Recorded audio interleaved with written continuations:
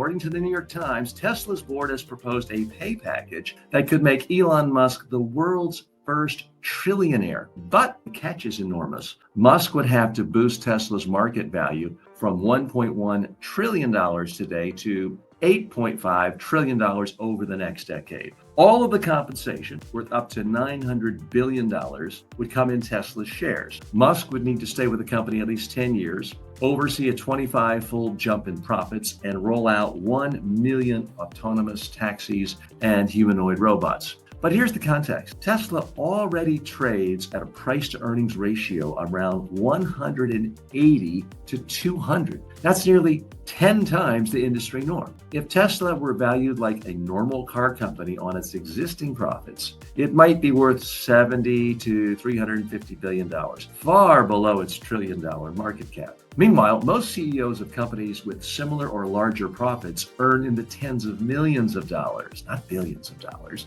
Stellantis CEO Carlos Tavares made roughly $39 million last year, and the median S&P 500 CEO made about $17 million. Musk's potential payout is not just large, it's unprecedented in corporate history. Okay, so what's the real message here? The Tesla board is seemingly saying, we have blind faith in you, Elon. We'll just give you everything. We'll give you every dollar that we have, every dollar coming in. Why not every dollar in the whole world? $1 trillion for one CEO? Does he really need that much incentive? He wouldn't work hard for $500 billion?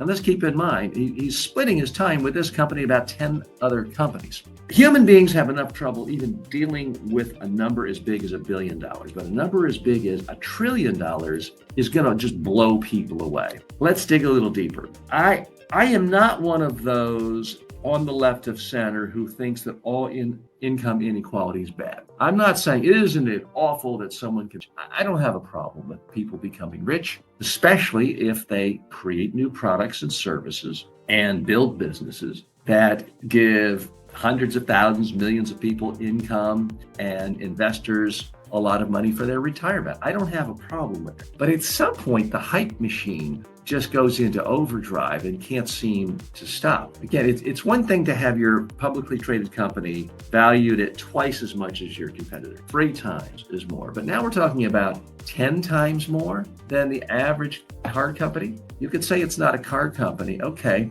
I don't know about you, but when's the last time you were in a Tesla? They don't really feel very luxurious. They don't really feel any different than they did 12 years ago. Certainly it was at the front end of innovation, but are they still innovating? I mean, I see Waymo doing fantastic things with its auto-driven robotic cars. Other people are in the market. Electric vehicles are now in pretty much every car dealership. So is Elon Musk still the huge innovator? And does he need $1 trillion to show up for work? That's what just seems bizarre to me.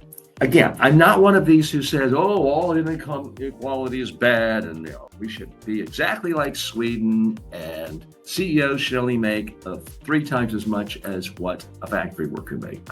I don't think we have to have that much equality. But at some point, when one person is a trillionaire, money gives you power. Power flows from money. We certainly saw that last year with Elon Musk just writing a check for $250 million to Donald Trump, which very well could have made the difference in the election. That was a lot of money. So at some point, if someone has more money than all of the individuals of some small countries, it makes that person almost like a sovereign state. It gives that person such immense power. And the whole concept of democracy, if for those of you who believe in that quaint notion of democracy, if there are any of you left, it just doesn't really work well if one person has as much power as millions and millions of actual other citizens in a particular country. Do I want to say a firm income limit? No, I'm not ready to go there. But here's the other thing about Elon Musk. Even though he stammers, even though he seems like he's on the spectrum and has said he's on the spectrum,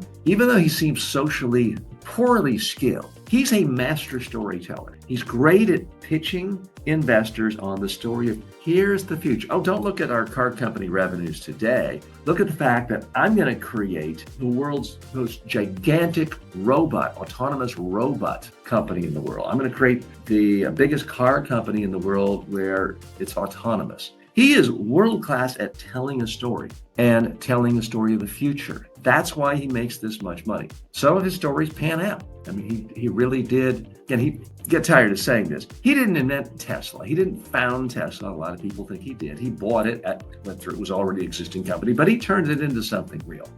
He's turned SpaceX into something real. He's turned a number of companies into real things. But he also has a history, a track record of over-promising and under-delivering. He's been promising self-driving cabs or self-driving cars every 2 years for the last dozen years. It never seems to really get here, at least at any kind of scale. So he's always talking about what's happening 2 years from now and rarely ever meets those goals. At some point, I think we're set for a fall. I'm not telling you to short your Tesla stock. I'm not telling you to sell your Tesla stock. This is not a show giving you financial advice, investments. It's not. But at some point, you have to grow into your story. You can only talk about the future for so long. Now, Jeff Bezos was able to do it for a long, long time. He's another guy, master storyteller. You might not think of him as the most charming individual, the best looking individual, the most charismatic individual, but Jeff Bezos is a world-class storyteller because he told investors since about 1996, I'm going to create the world's biggest store and I'm going to lose money now to get all the market share and then I'm going to make a ton of money. And he was able to do that for decades. And investors bought it. And now they're doing well and they are making a lot of money. So whether Elon Musk can do that, I mean, he's kind of been doing that already for a long time with Tesla. But this latest thing of becoming a trillionaire, at some point, you're asking to be taken down a peg or two. I'm not one of these who says every human being is primarily a Marxist motivated economic player, and if they see someone getting too much, they're going to take the pitchforks and circle the castle and burn it down. Because history shows, especially in the United States, people don't really vote on the basis of their pocketbook. But at some point, if one person has almost all the money in the economy, there may be some social unrest, and that I think does warrant scrutiny. We'll take a look at that. I mean, it's easy to get caught up in the headlines, and perhaps I did, seeing that Tesla's going to make Elon Musk a trillionaire. There's a lot of caveats in this agreement. He has to be there, another decade.